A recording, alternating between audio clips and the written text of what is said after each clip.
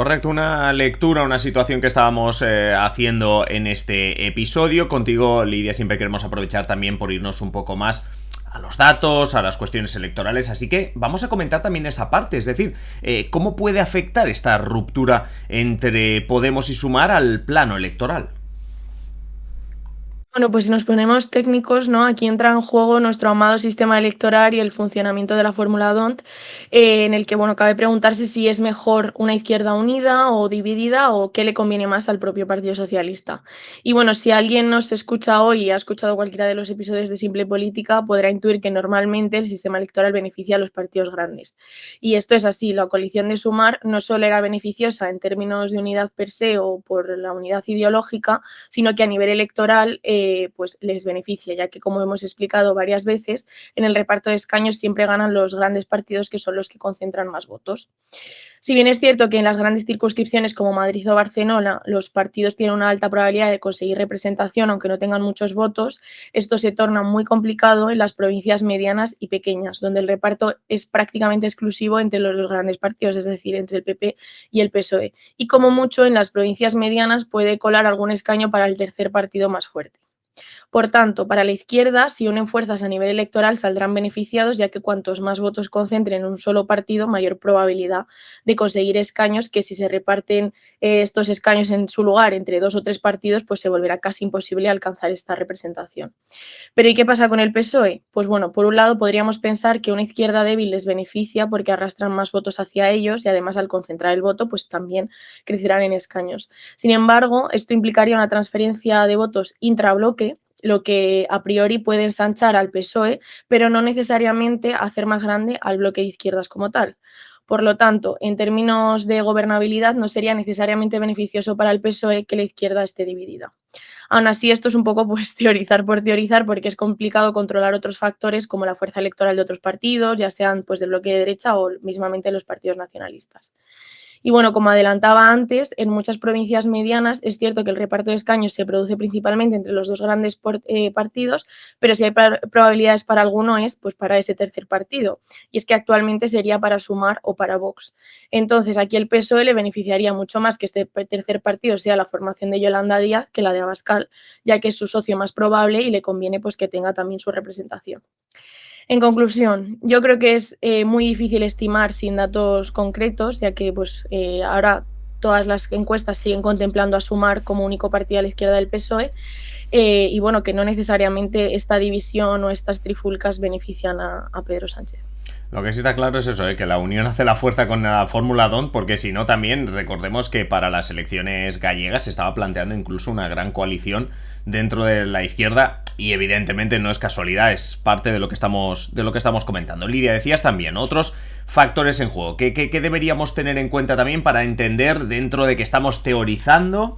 ¿Qué deberíamos tener en cuenta para saber qué consecuencias puede tener esta posible división, posibles divisiones a la hora de presentarse unas elecciones? Pues bueno, como comentaba, no, ahora mismo nos estamos centrando mucho en la izquierda porque es lo que nos incumbe en este episodio, pero obviamente pues no solo influyen los movimientos de este bloque, sino también la fuerza que tenga la derecha, donde además, por cierto, pues cada vez se concentra más el voto en el PP en detrimento de Vox. Y bueno, por otro lado, más allá de los efectos mecánicos del sistema electoral, que son estos que comentábamos del reparto de escaños, y el otro sistema mecánico, efecto mecánico es cómo actúa la barrera electoral, que recuerdo pues es el porcentaje mínimo de votos que se necesita para conseguir representación, que la barrera legal es del 5%, pero realmente en muchas comunidades autónomas esta barrera acaba siendo efectiva rondando el 15% del voto necesario para conseguir ese primer escaño. Entonces, estos son los efectos mecánicos, pero también están los efectos psicológicos que pueden tener los votantes, donde entra en juego pues el voto útil. Si un votante ve que hay un partido que aunque le convence ideológicamente o por su programa, teme que no consiga los votos suficientes para tener representación, probablemente opte por votar a ese partido que tiene más probabilidades o que es más grande. Y luego hay otro efecto que a mí me parece muy importante destacar, especialmente en la izquierda, y es el hecho de que se trata de un electorado ya de por sí pues es poco movilizado, que tiende a la desafección y por tanto a la abstención.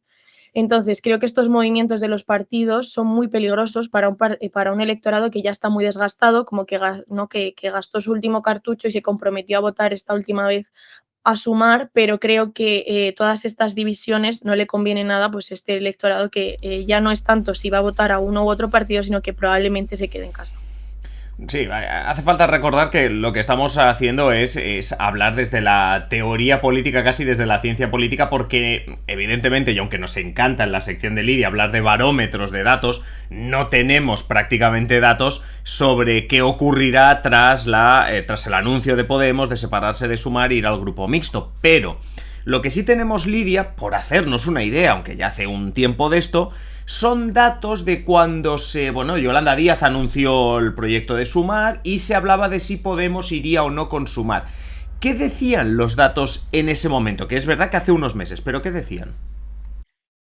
Pues bueno, este barómetro fue muy novedoso en su momento, se presentó en mayo por parte de 40DB y planteaba estos dos escenarios, tanto que Sumar fuera como gran coalición, como que Sumar y Podemos fueran por separado. Entonces plantearon estos dos escenarios y la verdad es que había bastantes diferencias. En caso de que ambos partidos concurrieran unidos, la coalición de Sumar hubiera obtenido en este momento unos 55 escaños y en caso de haberlo hecho por separado hubieran sido 27 para Sumar y 11 para Podemos, lo que implica ya una diferencia de hasta 17 escaños entre ir unidos o no. Entonces, bueno, cabe destacar que de estos 55 que se proyectaban en este barómetro de mayo de 40DB, luego Sumar se quedó en 26, es menos de la mitad de lo que se esperaba, pero aún así creo que el efecto este de perder escaños en caso de ir separados pues es más que evidente. Lo que sí que me parece importante y creo que sí que nos podemos guiar un poco en base a este barómetro es que en este momento Sumar concentraba en un 85% al antiguo votante de Podemos. Entonces, bueno, creo que esto sí que nos da bastantes pistas, ¿no? De que sí que hubo una transferencia, sí que fue una herencia real de este votante, pero bueno, habría que ver, es cierto, la situación ahora. Sí, quizá, Lidia, lo más interesante de próximos barómetros será analizar la fuga de votos, el traspaso de votos dentro de Sumar. Es decir, cuántos se quedan en Sumar y cuántos se van a Podemos. Porque sabemos que la mayoría del votante de Sumar era ex Podemos, pero habrá que saber si volverá a casa, entre comillas, o se quedará con Yolanda Díaz.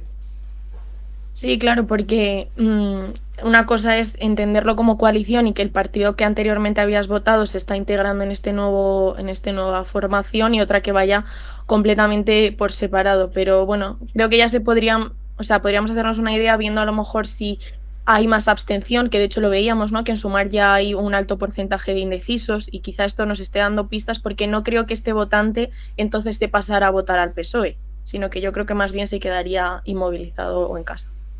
Pues sí, lo veremos en cuanto salgan los próximos barómetros. Como siempre, Lidia Núñez, un placer tenerte y te escuchamos en el próximo episodio. Encantada, hasta luego.